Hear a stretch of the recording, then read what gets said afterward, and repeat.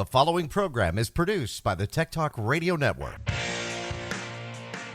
Welcome to another episode of Tech Talk Radio. I'm Andy Taylor. And I'm Justin Lemmy. We are the show that talks about computers, technology, and the internet. It's just the two of us today. Yep. That's it. Just us. No, they're not working. Broadway's at a baseball game. Oh, well, okay, yeah. Well, yeah, sure. But Sean's working. Amanda's working. Sean's not even working. He's on vacation. Oh, is he? Yeah, So we talked a few weeks ago about Sean in this RV, and he wanted to get his streamer, Plex streamer built. He did it. Yeah. And I got to say, it is really cool. Yeah. He put Bluetooth speakers throughout. He's got it all wired. So, like, when he pulls into a rest stop, he's good to go. Mm-hmm. It's super cool. A rest stop or a camping spot? Both. I mean, why would you be, like, rocking out at a rest stop? I mean, usually because you're resting. You're going to the bathroom, and then you're going on the road again. No, sometimes you stay the night at those things. I know I've had friends that have done that. But yeah. I don't do that kind of stuff. Oh, I know. Well, I like driving. I like getting out, but it could be that his wife is not, a road warrior. She might, let's only go for 6 hours, and then we'll stretch, we'll relax, eat dinner, watch TV, go to sleep, and start early in the morning. Yeah. Because and it's dangerous to drive at night. It really is. I mean, it's, especially when you're hauling a trailer. Speaking of 6 hours, we're going to be going on a road trip ourselves for the first time in a long time. Where are you going to go? Well, we're going to go back to South Dakota, my home state. We're going to go back to Rapid City. Right. But it's a 6 hour drive from Denver to Rapid. Mm-hmm. But we're going to, it's been years because last time we were up there, Eric was just a baby. I mean, he was probably, he was less than a year old. Right. But after that, it just kind of got hard to really drive around with him for more than 30 minutes at a time.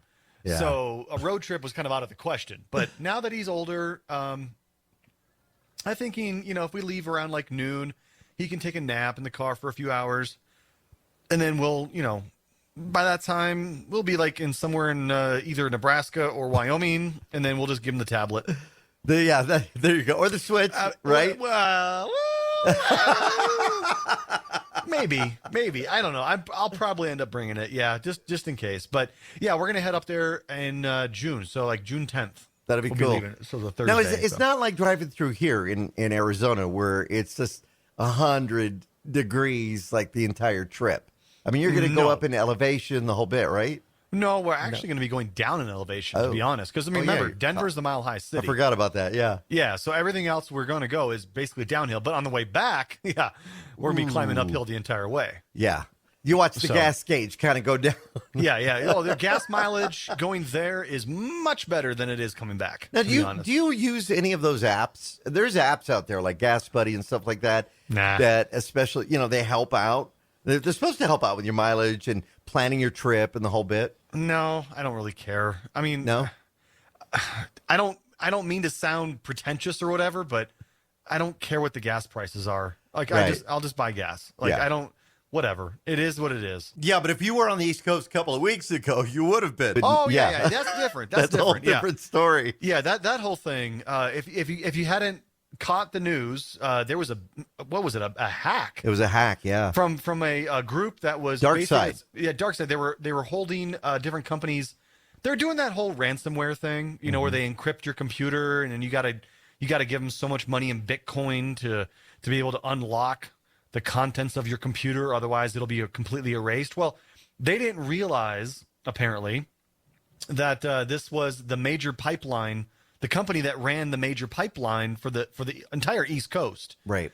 And once they found out the social, economic impact of their hack, they actually came out and apologized. What, the hackers? Yeah. They actually came out and released a statement saying, I'm sorry, we will not do this to any, company. We're going to have better moderation tools in place. Like, they're still going to hack. They're still going to do this stuff. You're kidding me. No. I'm not kidding. They actually apologized and said, look, we didn't realize the scale of this attack, and we're sorry, but we're not going to stop. They still got their $5 million, right? Oh, yeah. The company actually ended up paying the whole amount to get them to unlock all the computers, but the damage was done. I mean, people were doing some stupid stuff up and down the East Coast, like filling up, trash bags full of gasoline. I saw one. Okay, I saw a picture of a lady. Now, I cannot. Okay, I'll tell you about this picture. So you go ahead and tell me what you saw.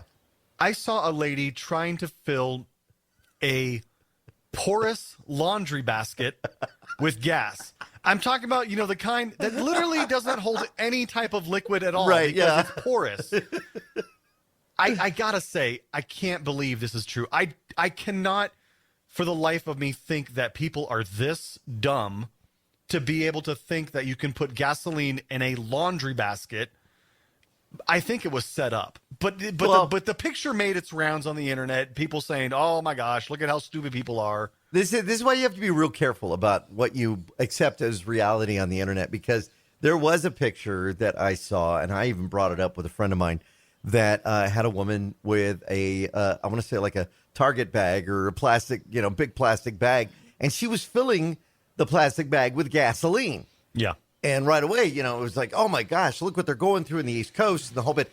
It does turn out, though, after doing some investigation, why you have to be careful before you just accept stuff on face value and share it. That photo was from when they had the problems in Texas a few years ago with the storms that had gone through, the hurricane. And this is it was just used, but it fit perfectly with the kind of the thematics of what was going on. Their agenda. Yeah. Whoever wants to make something, to look the way it needs to look, they're gonna make whatever they're gonna do to make it to show that. Yeah. What worries me though about this, Justin, is think about it. Okay, so this company comes in and they do a hack and they're able to get in. Number one, why are they able to get in? Why is the security of this easy? Yeah. Email phishing. I mean, email phishing has become such a huge problem for companies, and a lot of these emails look really legitimate. Mm-hmm. Now, I have actually so I work in IT. I work in security and all this other stuff. So when these emails come through, 9 times out of 10, I'm like, okay, I obviously know this is fake. I mean, there's just no way. But a couple weeks ago, I actually got an email that almost got me. Ooh, ouch. Now I'm looking at my email on my phone. Now I use Outlook on my phone, and I basically have all my inboxes combined. So I have my work email, my Gmail address, my Tech Talk Radio address, and then a private email from myself. I have them all combined. And I saw this email from Netflix. Right. Now, I got Netflix. Yeah. Right? And I didn't. So the thing is, that first off, it says your account is in danger of being canceled. Oh, I've seen that one going around. Yeah. And I'm like, oh, shoot, maybe. And I know that I recently had canceled a certain credit card. Right. And then got a new credit card with a new number. So I'm thinking legit, right? I'm thinking right off the bat, I'm like, wait, maybe I didn't update this credit card. Mm-hmm. Before I clicked on any of the links, I happened to look at who the email was sent to. The email was sent to my work address. Oh. Which I never registered with Netflix. So right then and there, I was like, boom, scam. Yeah. So I let the email sit. I didn't delete it.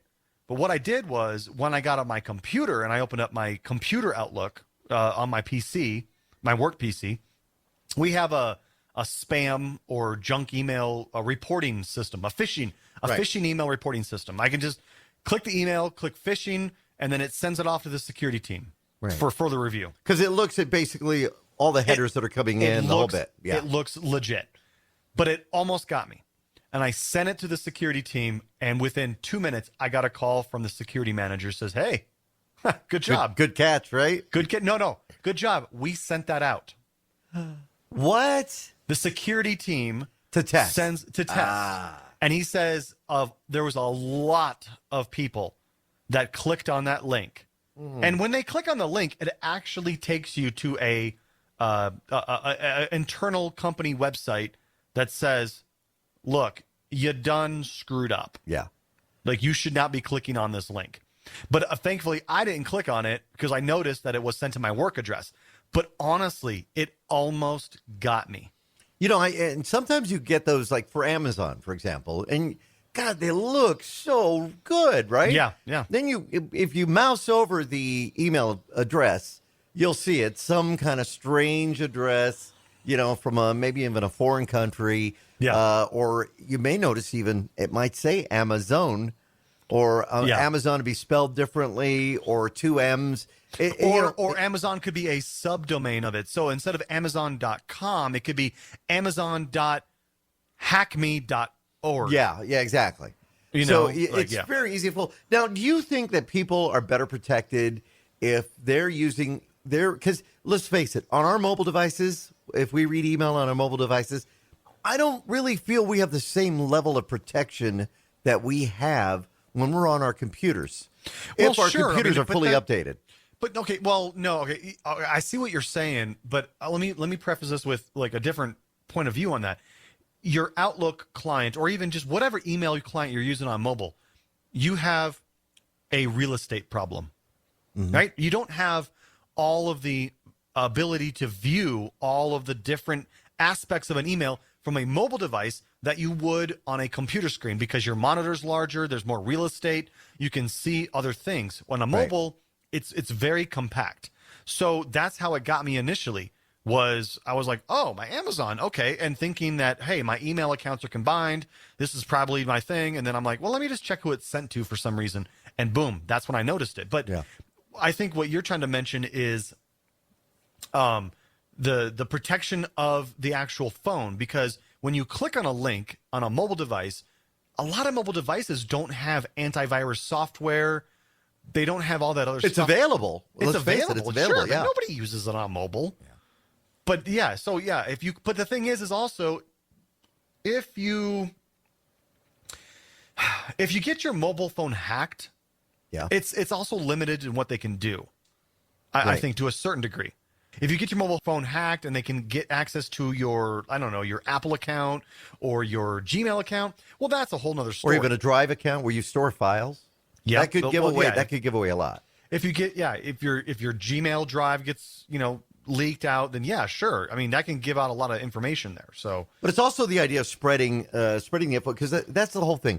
If a virus comes in, they want it to spread, especially like for the people that were involved in the pipeline. You have to think, okay, where did it come in? Came in via an email, or let's face it, the worst line of defense can sometimes be the employees that work for an organization that just don't know, and they get a flash drive. They get a system that's infected at home. They have a flash drive. They use it both home and work. They bring it to work. They plug it in. They've spread that infection throughout the network. Now, hopefully there's protection to stop it. But I think some company IT managers are pulling their hair out, and you're an IT guy, They pull their hair out because people do these kind of things by clicking through and going to a website, getting a drive-by download, and then the ability to be hacked is even greater. And the other thing is people are very upset that this company, this pipeline, went ahead and paid the ransom, because it opens up a precedence. Hey, let's take down the electrical grid. Let's face it. Oh, the electrical grid is extremely vulnerable. There's a couple YouTube videos that I watched a couple years ago, and also one of my neighbors in my neighborhood works for a private security company. His job, he's a white hat. He's a white hat hacker. Right. His job is not necessarily to sit in front of a computer and hack companies. He actually does these things that you're mentioning about going out to these remote electrical grid sites and surveying the security around them, which most of these power grid sites in the middle of the country have absolutely no security, or maybe they just have a couple cameras and maybe a heat sensor. And these guys' job is literally like a Navy SEAL team. They jump, they go over the fence. They go covert. They go covert. They go over the fence. They get in. They try to figure out how they can get in. And again, I know I just said this 9 times out of 10, they'll get in. They'll get into the building, and from there, they have full access to the entire U.S. electrical grid. It's insane. And this is just a small little company that's doing this. Imagine if you got some state actors, Russia or China or whoever else wants us to suffer. They have a lot more technology behind them, And that's kind of scary. You remember back in, 2011, 2012, Southern California had that massive power outage that took out like all of San Diego and most of Los Angeles. And it was from some dude in Arizona inadvertently throwing a power switch that shut off all of Southern California. But I think the consumer has to be equally as aware as some of these companies. For the people listening right now, they've been thinking, well, how does this affect me? You're getting these emails. You're getting the spam. You go to a website and suddenly, you're on not the website you wanted to go to. This is where you have to make sure you have that protection on your system, whether it be ESET or Norton or any of the antivirus companies that are out there, but also to be safe in your practices with what you're doing. Yeah. Don't trust anything anymore on the internet.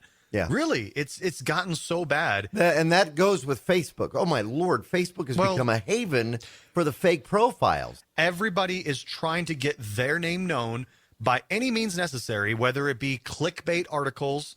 Like, you can't guess what the Queen of England hates when people do this. Then you read the article. There's nothing there about it. Yeah, it's a bunch of ads because they serve you 1,000 ads and they make their money because you just clicked on that stupid link. Yeah. But then there's also the more nefarious aspects of the internet where people are trying to get your information. Your Netflix subscription is about to be canceled. Click here to update your billing address. Because God forbid you don't want to lose your Netflix. Yeah, not only now do they have your Netflix account, now they got your credit card and all that other stuff. 3 or 4 years ago now, you had the major credit union hack.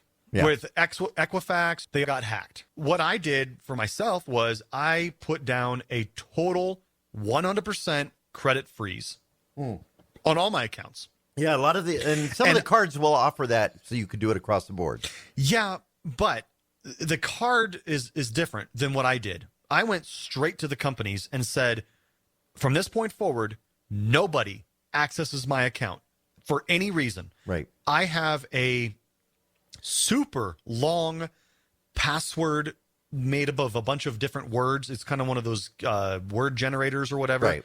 If I want to unlock my credit for, let's say, when I just refinanced my house earlier this last year, or actually late last year, I would have to go in and type in this string of random words to unlock my credit so that way the company can pull my credit report. So that's a different way of just saying, that's put a good a credit idea. freeze. Yeah. It's different because anybody who can get your information, let's say now all of a sudden I've got Andy Taylor's information, his social security number, I've got his date of birth, I've got your living location, I've got your last 3 known addresses, I got your phone number, I got your wife's maiden name. Favorite car, First car, all that other stuff. Yeah. No longer. I still cannot get to your credit because I don't have that 24-word phrase that is needed to unlock your credit report. So that's a good idea. I didn't know you could do that. Here's one other thing I want to mention specifically about social media, and be very careful about what you do. A lot of the older generation will do this and not even realize what they're doing. But you will, from time to time on social media, you will find these posts that people will put down. What was your first concert that you went to? I can't stand that. Or name. Here's 5 things that I've done and 1 thing that I haven't. How about you? Don't answer those questions. What street did you live on as a kid? Yeah, these are all phishing attempts. Even if it looks like it's coming from your friends, even if it is from your friend, they might just find no harm in it. They might find no harm, but you don't know who else is looking at that information. And so friends of friends of friends of friends will see that and say, oh, Justin Lemmy lived on Wisconsin. Yeah. It's like, oh, okay, now this person's got one little key to a potential aspect of gaining access to my account. Don't answer personal questions on Facebook. People have been doing it. It's stupid. They still do it to this very day. I see it all the time. Don't do it. If you're listening to this show, stop it. Stop it now. What was the one I saw today? I saw one today. It was the song that was number 1 on the charts when you were 7. Yeah. Okay, right? You would think maybe that's harmless. I've fallen for that before in the past too until I realized it. Oh, I have too. I've gone back in my Facebook memories and I've deleted those posts where I did share some of that info because you're telling somebody, well, here's the year you were born. Here's the month you were born. Again, it's those little pieces of information. Yeah, you never think about that. You never think what was the number one song when you were born? Oh, it was Hold Me Now by the Thompson Twins. Right. Wait, now, okay, you don't think about that, but now it's like, okay, now look up Thompson Twins Hold Me Now number 1. Boom, January of 1980. Yeah. Or whatever it was. I'm obviously not giving away my I think it's like actual 85, I think. Whatever. But I'm just saying a year because I'm not going to give away my information on Tech Talk Radio. Exactly. Yeah. But you realize how easy it is for somebody to piece together information to get a full picture of who you are and how you can do it. Now, if you really want a scare, forget watching Texas Chainsaw Massacre or Friday the 13th. Go to YouTube and look up social engineering. Oh, yeah. That goes beyond that show we talked about on Netflix called Social Dilemma. Yeah, social engineering takes it even further. There is a whole, what was the famous dude? The famous hacker guy that from like the Kevin 1980s? Mitnick? Yes. Yeah.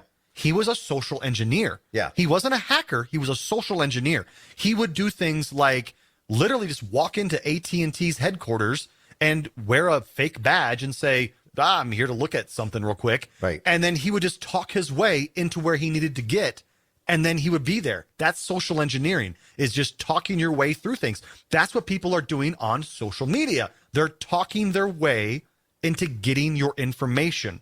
And there's a one video I watched. I can't remember the name. I can't remember the exact title, but it was underneath the social engineering category where somebody was at DEF CON and interviewed a social engineer. And they said, I'm going to get access to your bank account right now. And they literally called the bank. The guy interviewing was a male, but the person he was interviewing was a female. And what they did was the female called the bank, played the part of his wife. Okay.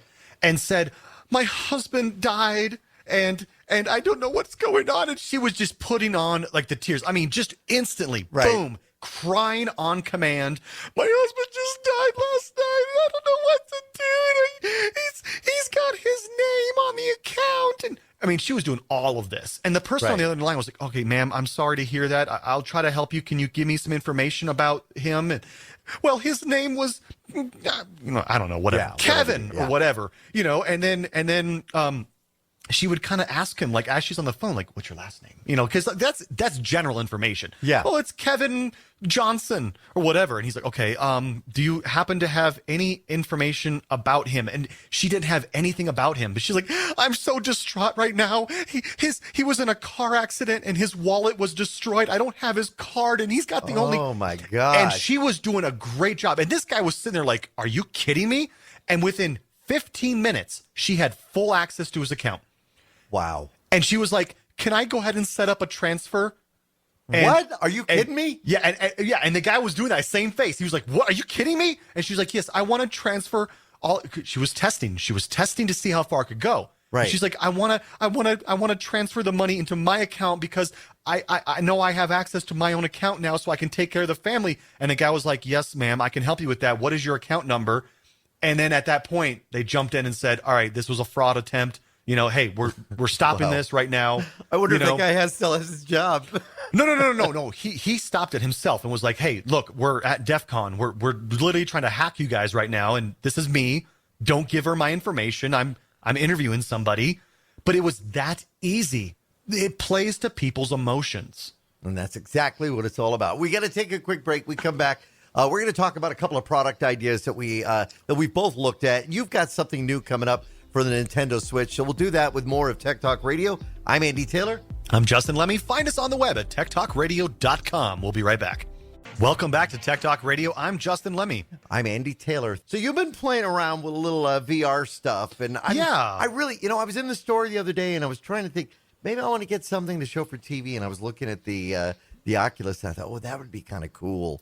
Although it's really just me wearing the goggles. Yeah. You really can't experience it. Well, you can. I mean, because the cool thing about, so I've got the Oculus Quest 2, and it's made by Facebook. Well, I mean, Facebook bought Oculus years ago. But so the Oculus Quest 2 is a standalone VR headset. You don't need a PC to connect it to. Now, You can connect it to the PC and open up like a subset of games, like through Steam VR and things like that. Oh, cool. But you can also just download games directly to the Oculus and play them from there, totally wireless. So I've been playing things, I've had the Oculus for, months now, and I've played things like Population 1, which is kind of like a first-person shooter. I played VR poker. But recently, I found a game on there I kind of thought was like a gimmick, but I decided it was $20. It was called RealVR Fishing. You're kidding me. No, I'm serious. Right? It's called RealVR Fishing.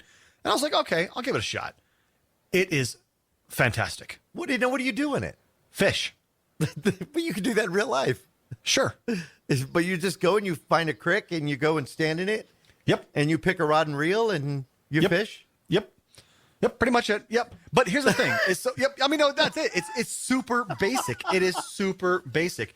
But the best part about it is, so it uses real photography as the backdrop. So, oh, hi. Is your fishing buddy? My fishing buddy's here. You want to say hi real quick? Hi. Hey there, fishing buddy. Can you say, you're listening to Tech Talk Radio? You're listening on TikTok Radio. Hey, that worked. He's getting better. Can you say one more thing for our segment here? Say, find us on the web. Find us on the web. At techtalkradio.com. At TikTokRadio.com. There you go. How you do that voice, Justin? I have no idea. I know, right? So this fishing thing, you're standing there, you're wearing these. So does it really feel like you're fishing? Oh, it does, actually. So the game is actually created by a South Korean company. Now, initially, the game right now, as it stands, is all of these locations in South Korea. Some of them are, different lakes, different rivers. A couple of them are like right down, in Seoul, Korea. It uses real pictures as the background. So as you turn your head and stuff, it feels like you're actually there. And in the sound, it's just so relaxing because you hear the lapping of the lake or the slow trickle of the creek. And then you're just literally casting your rod out there and you catch a fish and pull it back and, you have to reel in with your other hand. That is so cool, actually. But coming up on the roadmap for this year, they're going to release a couple different locations, including U.S. West, which will include places like Lake Tahoe, Maroon Bells in Colorado, which is that super famous photo of Colorado that you see all over the web, where there's the big snow-capped mountain in the background and the lake, the beautiful clear lake in the foreground. They're going to have all these locations that you can go and just fish. Wow. And so, again, for like $20, right, it's really fun. And I joined a Facebook group for RealVR Fishing, and there's a lot of people that just say, you know what, I really want to get out more often and fish. I can't do it because of my job or family or whatever, or it's just too long of a drive to go. But I can just strap on the Oculus Quest and go fishing in virtual reality for a few minutes, and I feel like I'm actually there. All right, so now I know one question that some people have been asking me about VR, and I said, I don't have it, so I don't know, is can people that wear glasses still participate and use VR? Yeah, so there's a couple different things about that. So with the Quest 2, personally, now I can't really necessarily speak for the other VR headsets that are out on the market, but the Quest 2, you can get a couple different things you can do. You can actually get a spacer that will space the lenses away from you and give you a wider viewing angle inside of the headset, so that way you can comfortably wear your glasses as you're using the headset. Or you can actually get custom-made lenses put into the VR headset, so that way if you use it more often, you don't have to wear your glasses. You can take your glasses off, put on the headset, and it will have the same degree of correction that your glasses would have. Oh, that's kind of cool. And that's a little bit more expensive, but it's also nicer. It's a little more comfortable not having to wear your glasses with the headset, because you think about wearing glasses, you got your supports that go around your ear. Right. And if you're wearing the headset, it presses up against those supports. So then you kind of get these indentations on your skull of where your supports are. So it can be a little uncomfortable after a while wearing glasses, but it is possible. Yes. So you can do that one of two ways. Either just get the spacer so you can wear your glasses, or get custom made lenses put into the Oculus So then you don't have to wear your glasses while you're using it. Now we've looked at VR before, and the first iterations of this, we're talking years ago. Oh yeah, where, it's nothing compared to what it is now. You'd have to put your smartphone in. Your smartphone had a program, and that's how you did it. And it really wasn't that dynamic. But now you don't even need a smartphone to be able to do this, right? No, absolutely not. No, the Oculus is a standalone, fully implemented headset on its own.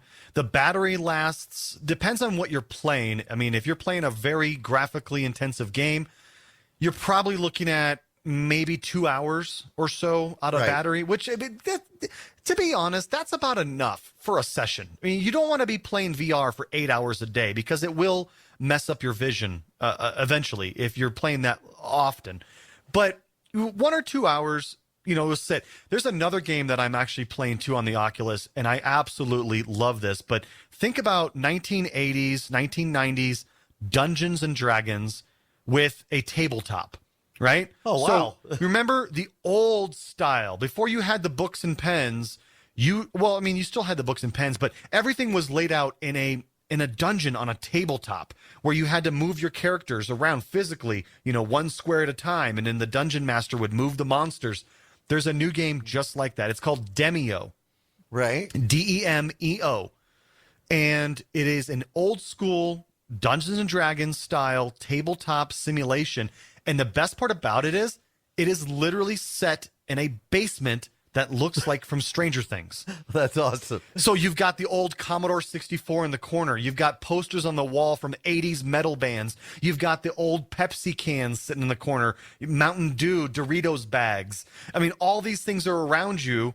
And then in the center of the room, there's one single light hanging from the ceiling over a tabletop with Dungeons and Dragons, and it's multiplayer. So you can play with 3 other people, so total of 4.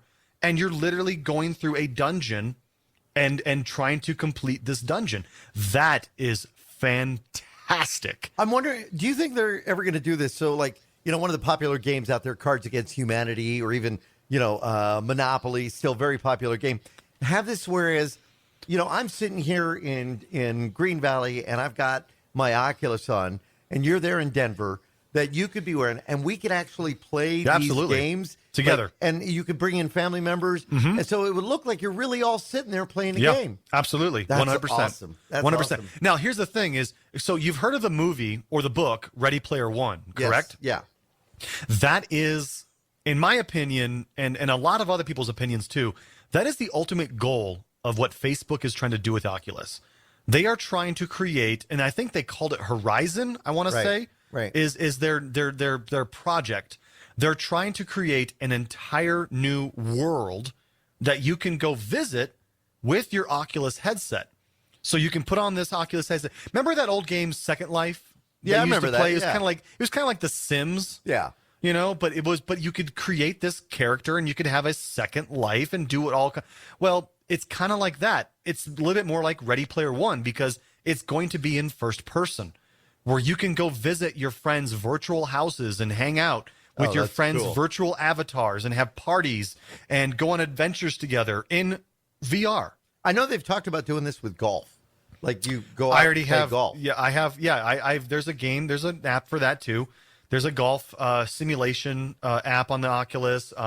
There's a table tennis simulation. There's all kinds of crazy stuff that you can do. Now, how much is the investment if somebody wants to go out and buy themselves like the Oculus? I think the Oculus Quest 2 it's a couple years old, but don't get excited for the Oculus Quest 3 yet. It hasn't officially been announced, so we're probably looking at a good couple years at least before the Oculus Quest 3 comes out.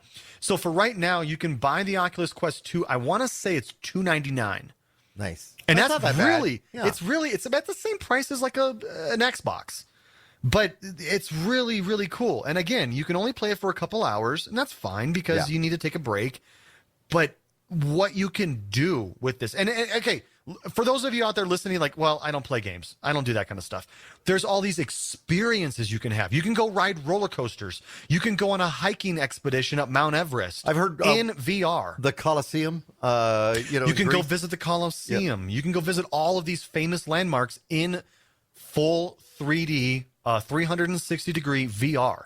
So in a certain sense, it'll feel like you're there. There's another one that you can do. This one you have to tether your Oculus to your PC. Like you have to hook it up to your PC. But you can go on a 1-for-1 scale replica of the HMS Titanic. Oh, no, that's kind of cool. Yes. That is neat. And they're improving it every single day. I mean, not every single day, but like every single month, they release a new update. They'll add more things like staterooms. So they're basically recreating every square inch of the Titanic. So for right now, you can go into the great room, the entrance. Remember the movie where Leonardo comes down the staircase. The grand staircase. You can go visit that. You can go visit the grand dining room. You can go down into the depths where they do their when Leo takes Kate down and they do their dance on the third deck with all the rest of the poor people. Steerage. Yeah, the steerage. Yeah. You can go down in there. You can do those kind of things.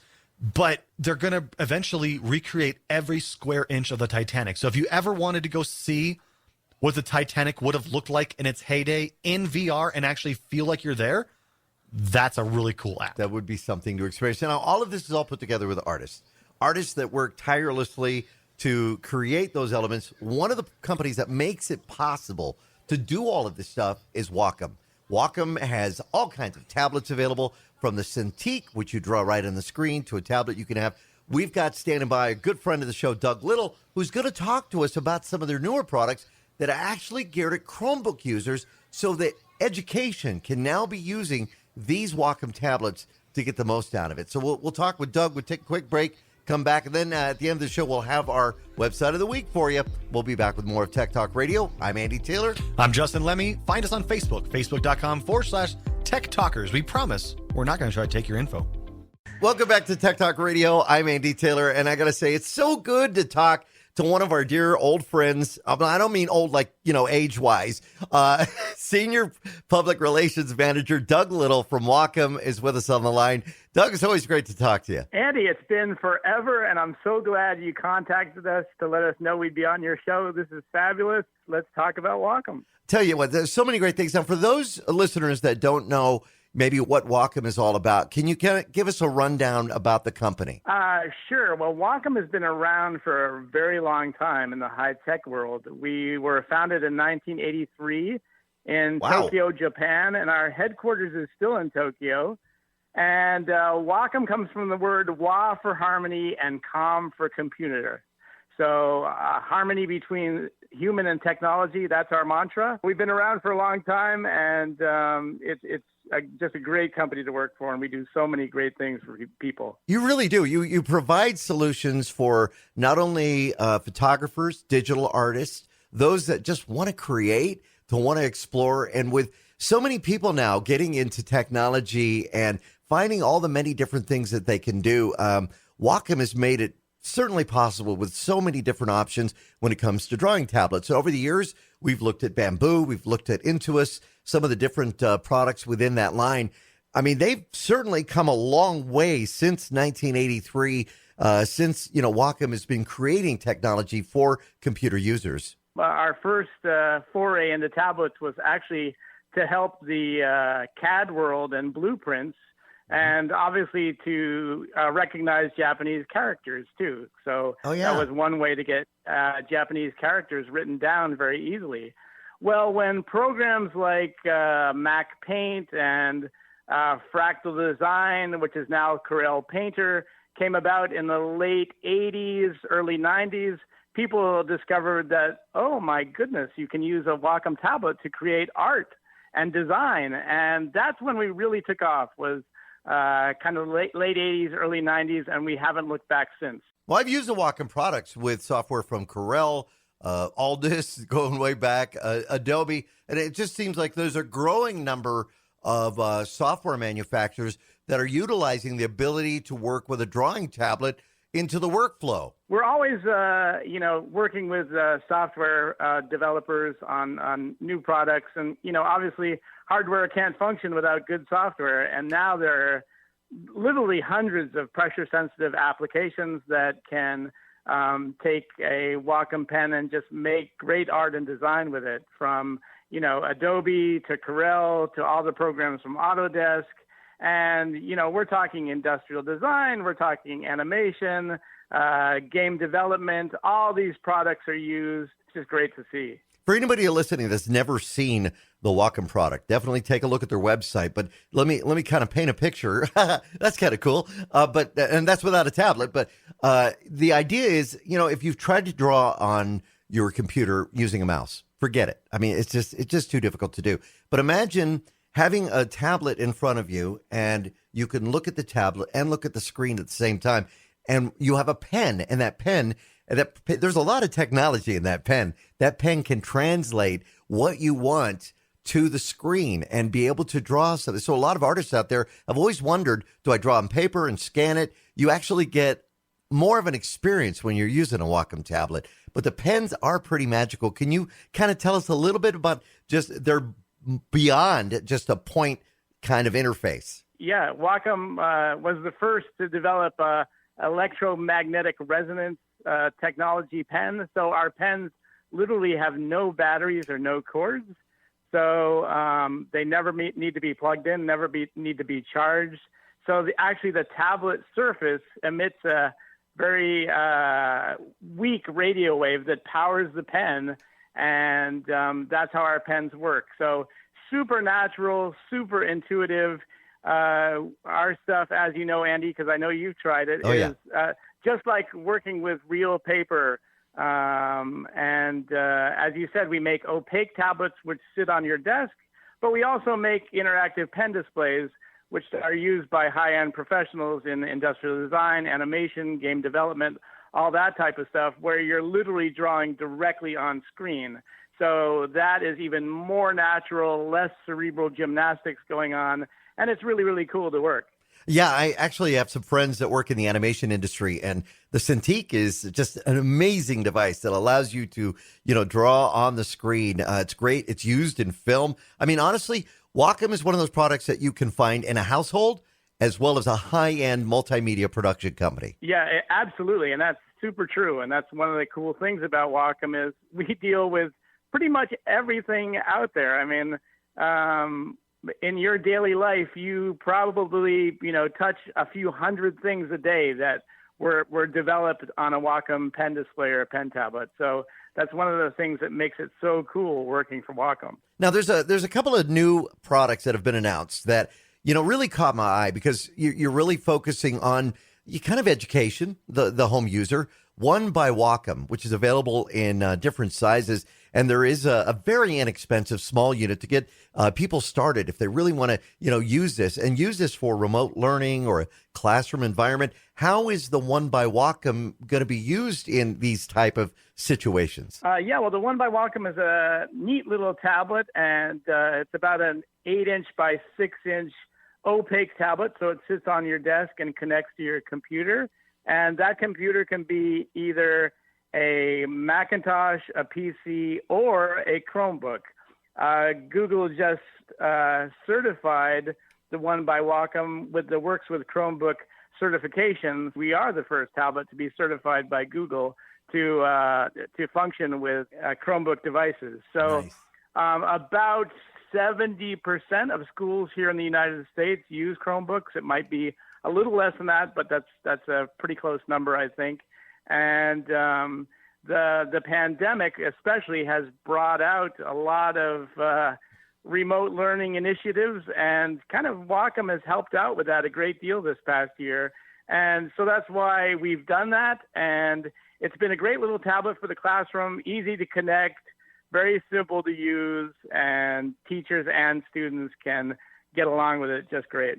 Plus, they still get that experience of, and I guess I'm kind of old school here, but the experience of using a pen. I mean, you can actually use this for more than drawing a character or doing like I said, creating an animation. You can actually use it for schoolwork type of stuff. Absolutely. I mean, that's what's happened. Wacom has always been huge in the higher education market, where people are learning about industrial design or animation. Our products are in schools around the country, around the world in those areas. But recently, this has become a much bigger deal where students have to work remote. And for those that are learning a new foreign language that requires different characters, or if you're doing math or sciences that require equations to be written out. You can only do that with a pen. You can't do it with a mouse, and it certainly isn't very easy to do with your fingers either. So a pen is a very accurate pointing device, and that's what makes this so cool. So I love this. Again, available for the Chromebook, which makes it nice, and it's not that expensive as well.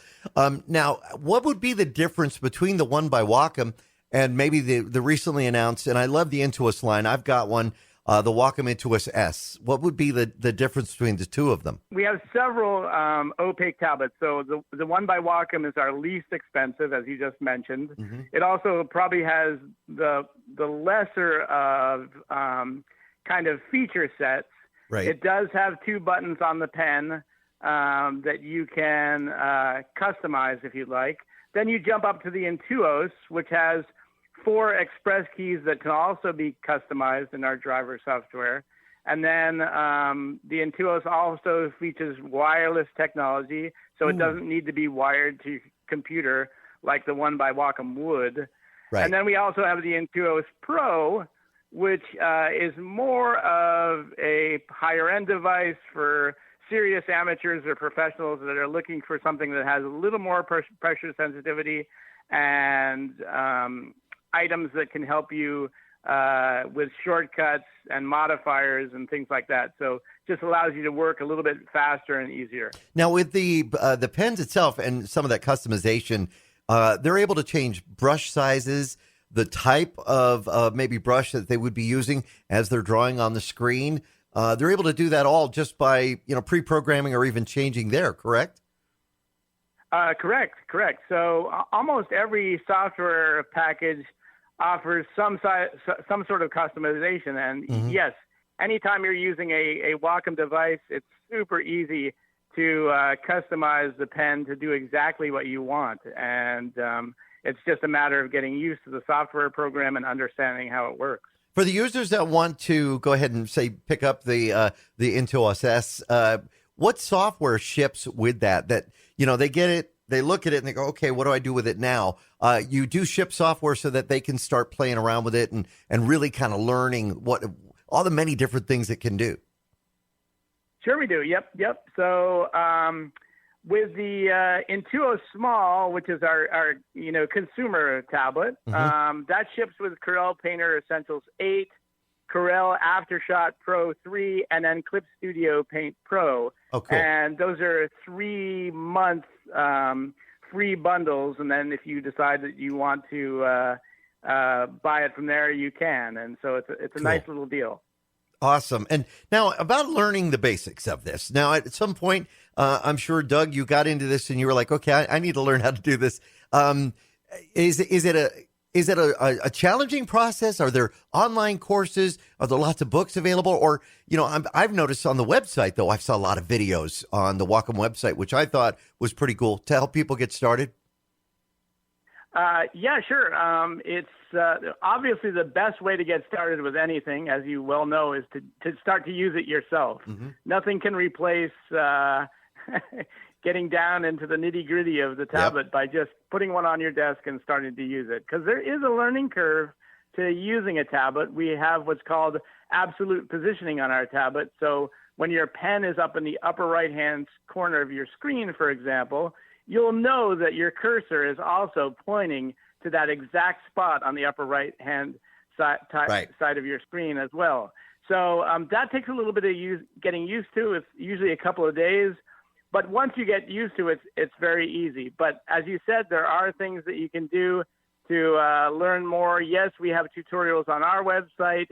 And sure, there's plenty of stuff on YouTube that you can find as well on how to work with a tablet. I got to say, I've used my tablet in doing digital correction and restoration. And, just some people will say, oh, here, can you fix this? And I'll take a look. Yeah, no problem. Because I have the tablet. If I didn't have it, I know it would be a real challenge to do with a mouse. So if you want to do the photo restoration, you want to be able to do some really cool things like this, this certainly makes it a lot easier. Now, Doug, I know you've been at Wacom for many years. What would you say is the biggest wow moment for you when it comes to the technology behind this? What is something that made you say, oh, this is cool?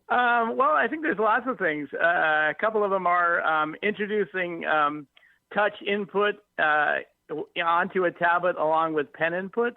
Yeah. That was a really cool moment, especially for professionals working in 3D primarily, because now you can, move and rotate an object with your fingers while you're using the pen. It's a pretty cool way to work. So that's fun. Introducing Bluetooth into our tablets. So, for example, if you're giving a presentation to a group, you can now wander around the room while using your tablet. Nice. That was a big moment. And, just our bigger interactive pen displays, getting a interactive pen display in a 24-inch or 32-inch platform is really, really cool for people that are in a profession where they're drawing, for long periods of time and need something that's super accurate and super easy to use. It's great stuff. We love it. And we definitely want our listeners to take a look at our website. We have information there as well. Now, is there a website where people can go to get more information, and where can they purchase the product? Of course. It's www.wacom.com. We do have an e-store, so you can always purchase right from our website. Amazon sells all of our products.